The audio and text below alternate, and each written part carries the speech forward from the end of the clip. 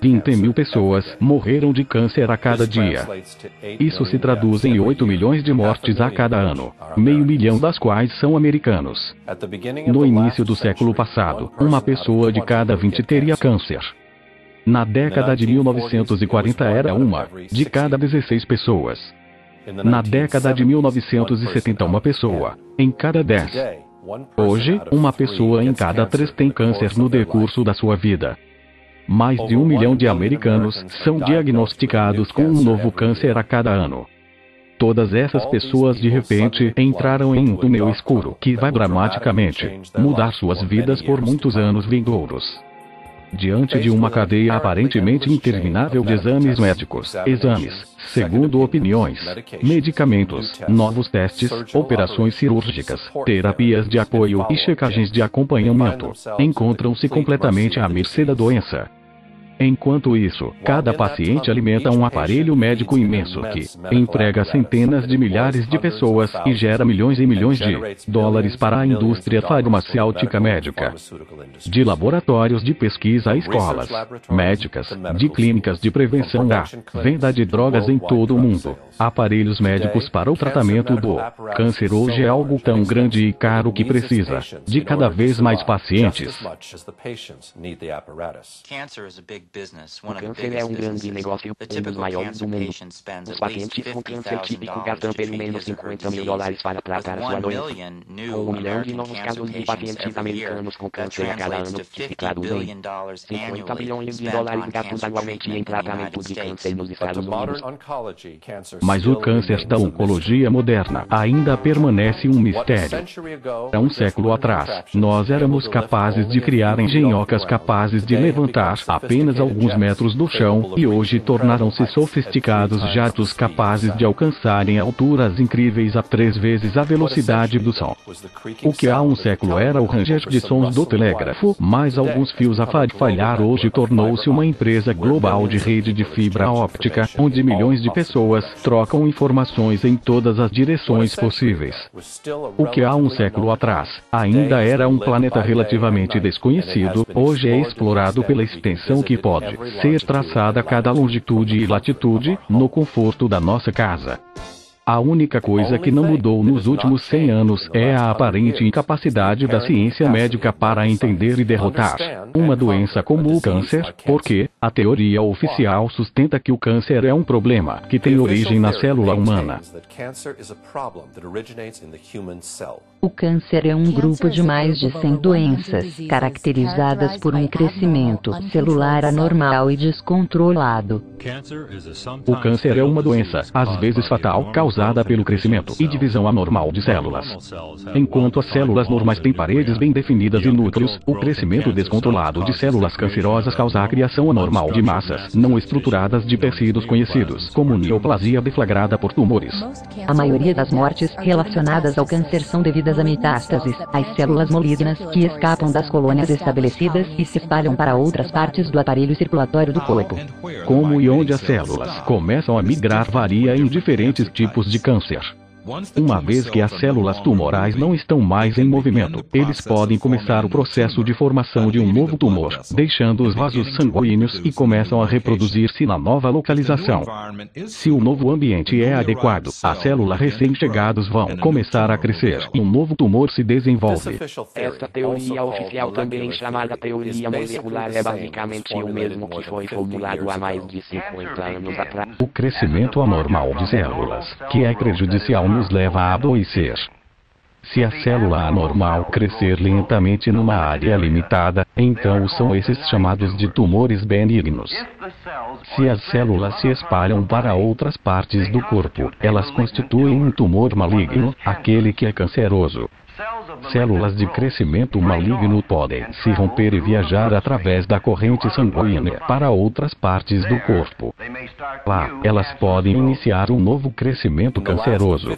Nos últimos 50 anos, a busca da causa do câncer dentro das células humanas foi levada além dos limites da imaginação humana. Hoje, os laboratórios mais avançados estão trabalhando diretamente sobre o genoma humano a fim de identificar os genes que parecem ser responsáveis, de acordo com alguns cientistas, com diferentes tipos de câncer. Isso abre a porta para um sonho, como cenário para a indústria farmacêutica. Um mundo onde cada paciente necessita da sua própria cura pessoal, adaptados às suas próprias necessidades pessoais. 1 milhão de novos pacientes a cada ano, 1 milhão de novas curas para cada um e todos eles.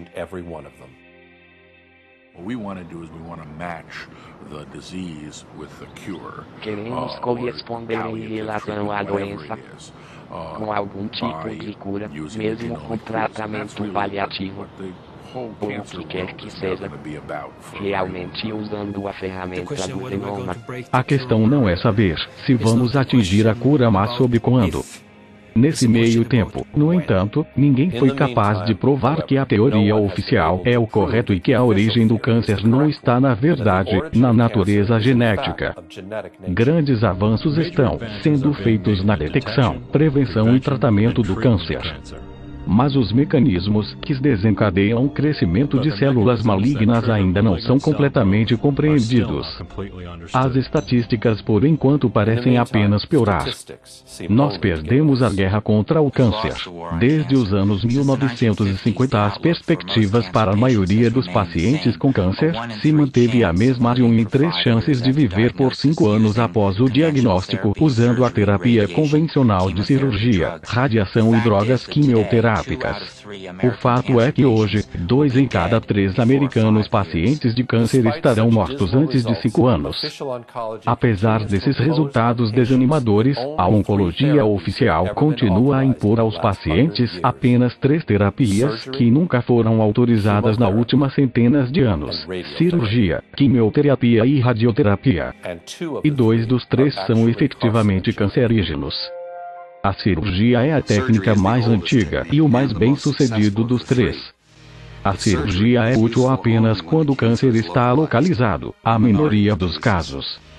Os pacientes também temem os perigos de radiação e seus efeitos secundários. Uma delas é que a radiação pode realmente causar câncer. A utilização de radiação permanece controversa mesmo nos círculos médicos. Podemos trabalhar o quanto for com ela em problemas matemáticos que ela não compreende. Eu levo um tempo bem maior para fazer o que ela já terminou. Partes do cérebro de Elizabeth não existem mais por causa da radiação. Essa parte do cérebro morreu. E uma parte do cérebro responsável pela memória também se foi. A quimioterapia é projetada para matar as células de câncer pelo corpo. No entanto, é altamente tóxica e também mata células saudáveis. Hoje, a quimioterapia é frequentemente administrada em combinação com a cirurgia e radioterapia. Seus típicos pacientes de quimioterapia dizem que estão cansados. Há um risco de doença, mas existem medicamentos designados regularmente nesses dias que se pode controlar. A quimioterapia causa com frequência mudanças de gosto e pode causar dores na boca. Os primeiros sinais de que muitas pessoas perguntam é sobre a perda de cabelo. Na verdade, muitas drogas da quimioterapia são cancerígenos.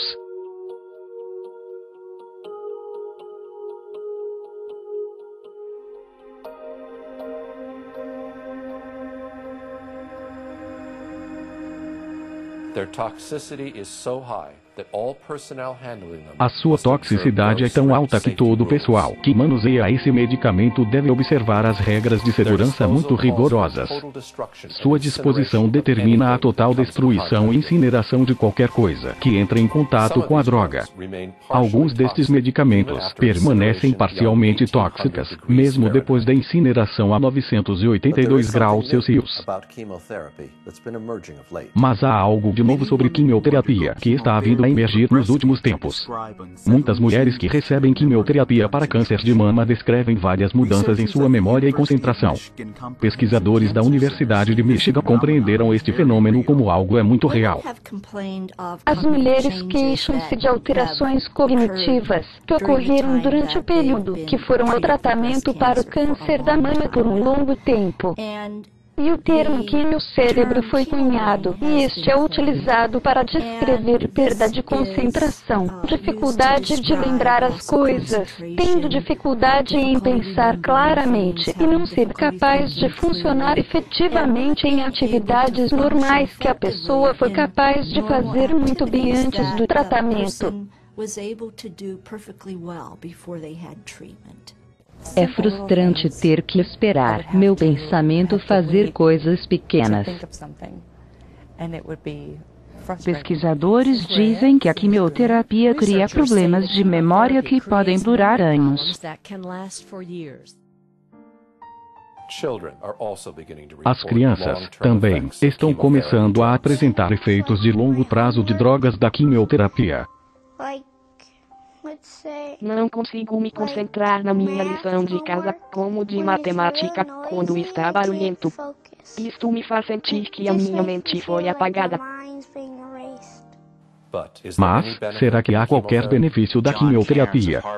John Keynes, da Universidade de Harvard, que publicou um estudo na revista Scientific American. Ele descobriu que drogas quimioterápicas beneficiam, no máximo, 5%, 1 em cada 20 dos doentes oncológicos. Se a terapia convencional tem estes resultados limitados, por que a profissão médica não está disposta a investigar abordagens alternativas? A resposta a esta pergunta pode ser encontrada em alguns eventos históricos que tiveram lugar há quase um século, quando a medicina oficial finalmente conseguiu ganhar vantagem sobre os chamados médicos empíricos de pacientes curados com ervas e remédios naturais. Em 1800, a sociedade possuía ambas as abordagens para a cura.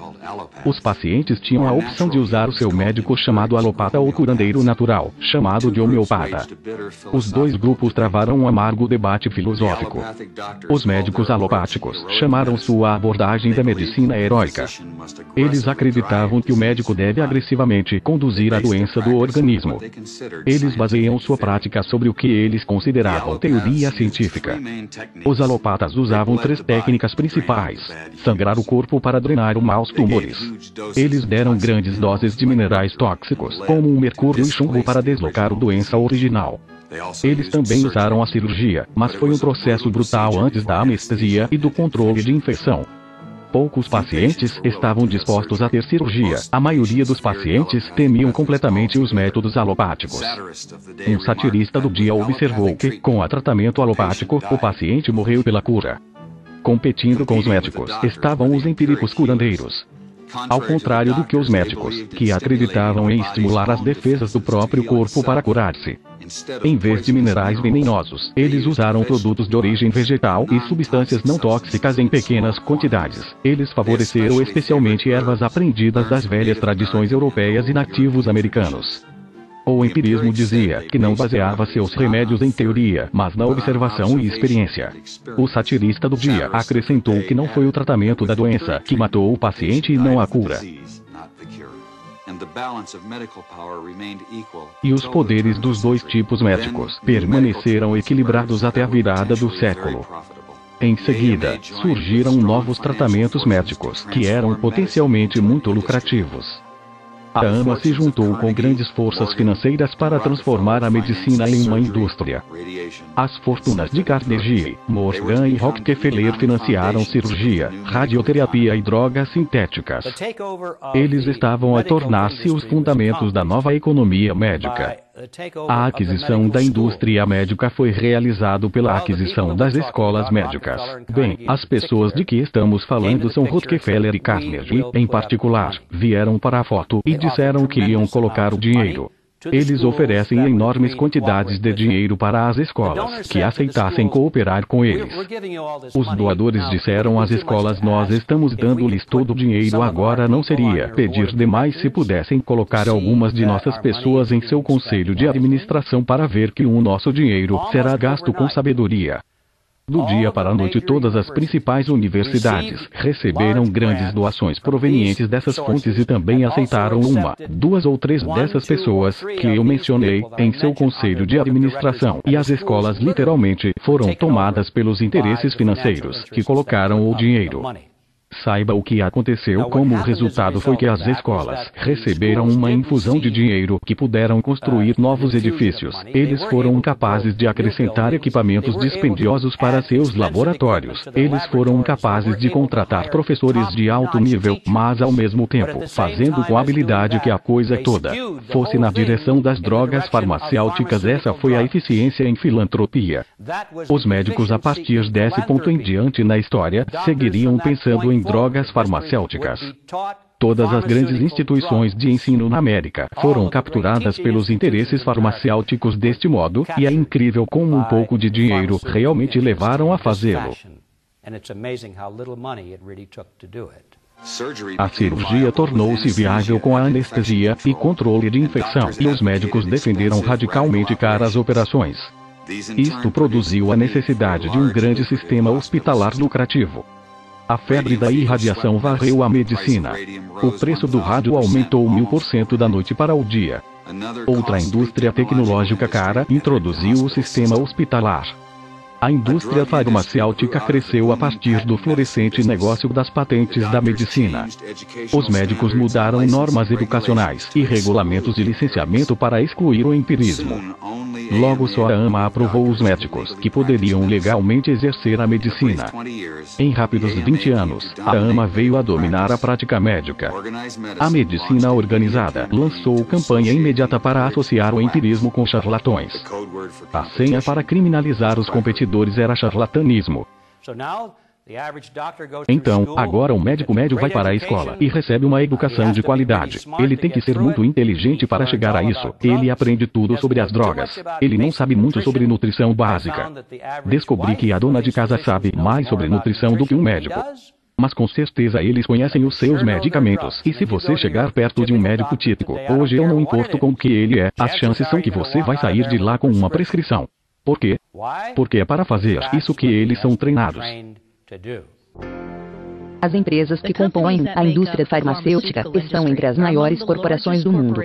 Juntas, essas empresas têm vindo a ser conhecidas como Big Pharma. Em 2004, suas vendas globais combinadas eram mais de $500 bilhão, com a Pfizer e Johnson & Johnson na liderança. Nos Estados Unidos, o núcleo de imensos lucros que vem das grandes indústrias farmacêuticas é da venda de medicamentos de prescrição. E uma vez que estes fármacos só podem ser prescritos por profissionais médicos, a maioria das atividades promocionais de comercialização da indústria são dirigidas a médicos, farmacêuticos e outros profissionais de saúde prestadores de serviços. Isso começa no primeiro ano da escola de medicina. Em muitas escolas médicas, uniformemente, os estudantes, com 2 ou mais anos de estudos, vão começar a receber presentes da indústria farmacêutica. E os alunos podem receber, mais adiante em sua formação médica, favores como almoços grátis, jantares, champanhe, happy hours, bilhetes aéreos para Nova York. Não importa onde você gastará o dinheiro, você ganhará mais dinheiro. E meu chefe sempre me disse: não se preocupe sobre isso, eles vão sempre dar mais financiamento.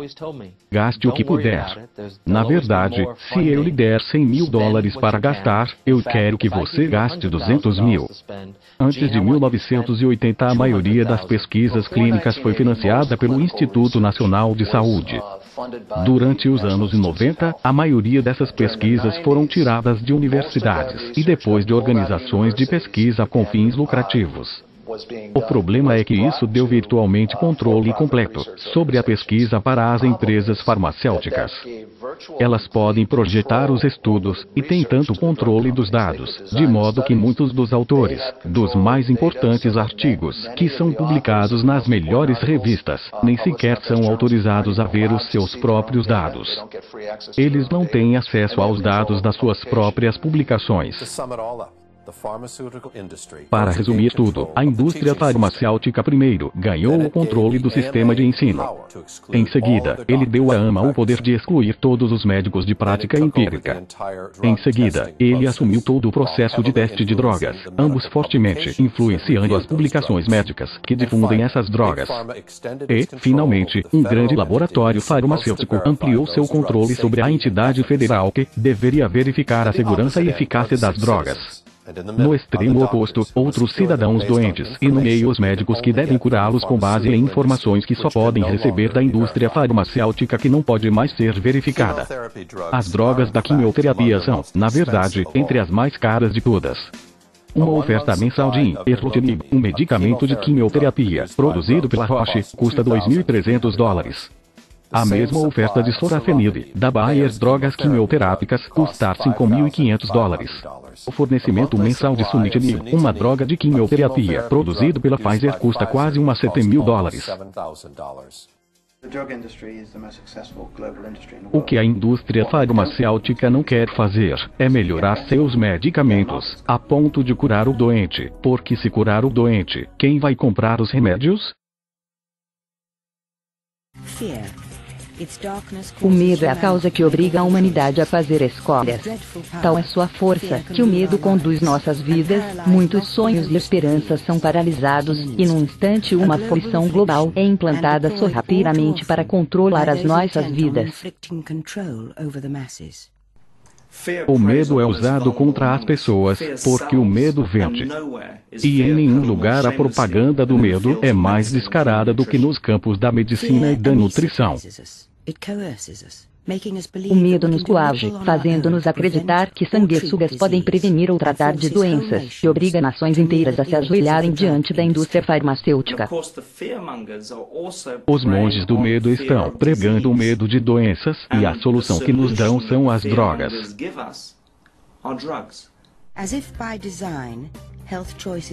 Projetado dessa forma, as escolhas de saúde são limitadas, a informação é escassa, as vidas são arruinadas e a verdade é ocultada. A máquina do medo está bem lubrificada pelos dólares da indústria petroquímica, ligada ao grande monopólio mundial de assistência médica, que tende a evitar que a verdade chegue ao público. Qualquer coisa que vem da natureza não pode ser patenteado. Eles não estão interessados nisso. Então, a gente traz isso ao mundo real da aprovação da FDA. Certamente, essas empresas farmacêuticas não vão gastar $20 milhões ou mais em testes de qualquer substância natural, porque não pode ser patenteado. Isso, é claro, o FDA diz que é ilegal o uso, a menos que for testado, em termos de eficácia e segurança. Você vê o absurdo disso aqui? Nada da natureza, independentemente de quão eficaz pode ser, nunca vai ser comprovadamente seguro e eficaz de acordo com a FDA. Isso nunca vai ser. Porque ninguém vai gastar dinheiro para fazer o teste. Então, por isso tudo que vem da natureza vai sempre ser condenado pela FDA como não provada, e por isso não será aprovada a cura do câncer. Em uma pequena cidade no norte de Ontário, no ano de 1922, René Caissé conheceu o primeiro remédio para câncer, que ela chamou de SIAC. Desconhecida pela história, esta simples enfermeira canadense, heroicamente conseguiu curar milhares de pessoas de câncer com uma simples mistura de ervas. Enquanto tratava uma paciente idosa, René notou que ela tinha uma cicatriz em seu peito. A paciente disse que foi deixada pelo câncer que ela curou mais de 30 anos antes, utilizando uma mistura de ervas, sugerida pelo curandeiro da tribo, Ojibwe, local. René tentou a mesma fórmula em sua tia que tinha sido recentemente diagnosticado com câncer. Ele iria cuidar dela. Então, perguntei se eu tentar algumas dessas ervas, e ele disse que faria. Em pouco tempo ela ficou melhor e ela viveu por mais 21 anos.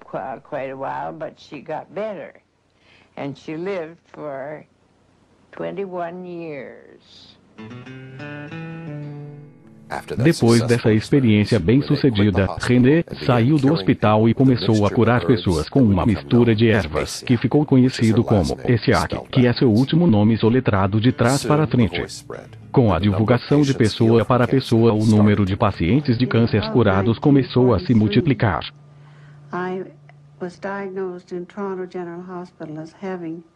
Eu fui diagnosticada com um tumor inoperável em crescimento, em janeiro, e meu marido apenas disse que, quando a neve se fosse, eu provavelmente teria ido embora com ela.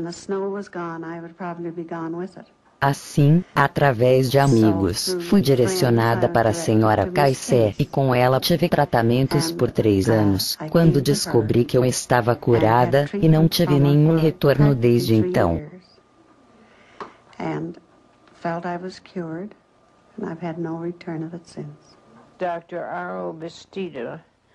O Dr. Albert Bastedo, de Bracebridge, me enviou um paciente com câncer de bowel em crescimento e eu curei-o.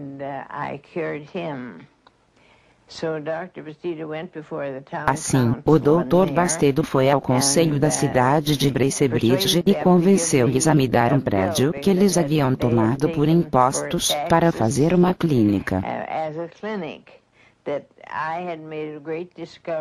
Se eu tinha feito uma grande descoberta, deveria ser apoiada em minha própria cidade natal. Então eles montaram essa clínica, onde eu tratei doentes por 8 anos e meio. Em poucos meses, a clínica fervilhava, com atividades com os pacientes que chegavam a partir de todos os diferentes lugares.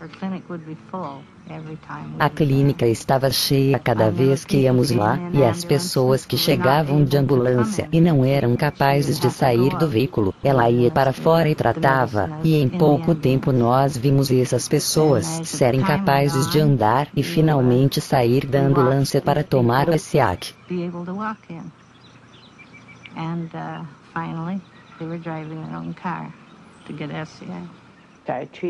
Eram de 300 a 600 pacientes por semana, e a única maneira que me permitiram fazer isso foi gratuitamente. E eu tinha que ter diagnósticos médicos para todos os casos que tratei.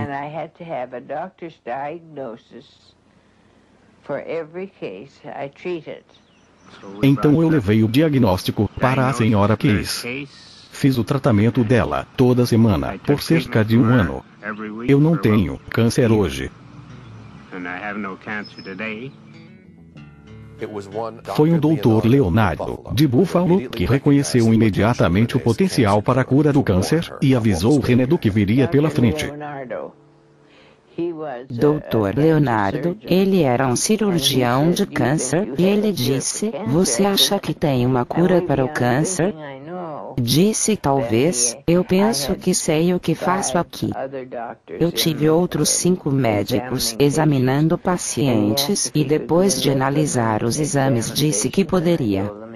Então, ele me disse: "Pode fazer isso, mas a profissão médica nunca vai deixar você fazer isso com a gente."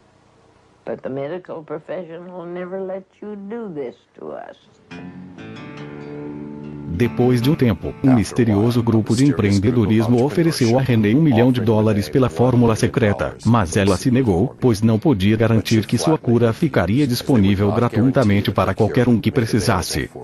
René Caissé foi chamada antes da legislatura em 1938 para determinar o status legal do SIAC.